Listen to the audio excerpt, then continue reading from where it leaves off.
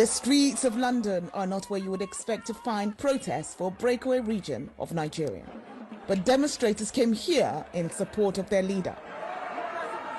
The voice of the indigenous people of Biafra, IPOB, a separatist movement that wants to break away from Nigeria, is this man, Nnamdi Kanu, a Nigerian British citizen who has been on the run since 2015. Kanu was arrested in June and extradited from Kenya back to Nigeria. It is part of a crackdown on growing calls for independence. Analysts say Kanu is just filling a vacuum left by multiple failures of government. The increasing popularity of these calls is a direct consequence of the failures of the Nigerian state, or more broadly speaking, even of the Nigerian project. The last time there were calls for independence in Nigeria, an estimated 1 to 3 million people died during the Biafran Civil War in 1967. But these calls are also being driven from outside Nigeria. This quiet London street is not exactly where you would expect to find the hub of a global network of pirate radio stations broadcasting their separatist agenda back into Nigeria.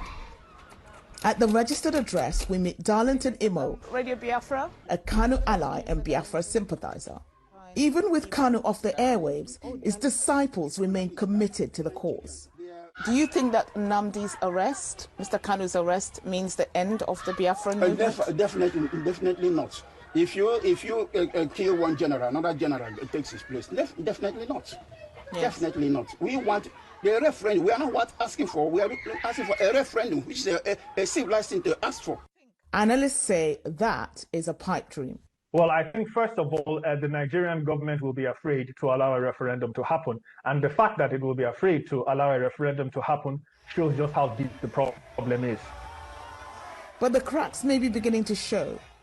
President Muhammadu Buhari tweeting in June about how the Nigerian government will deal with separatists.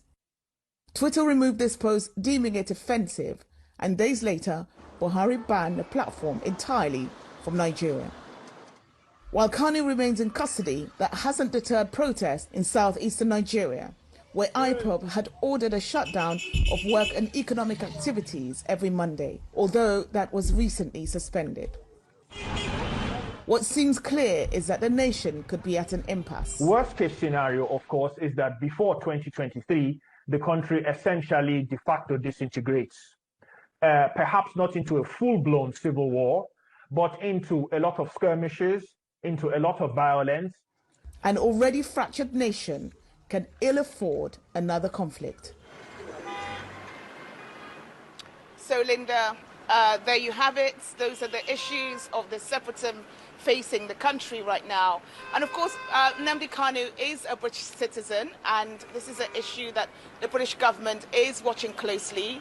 They issued a statement after his arrest saying that they are seeking clarification from the Nigerian government about the circumstances of his arrest and detention.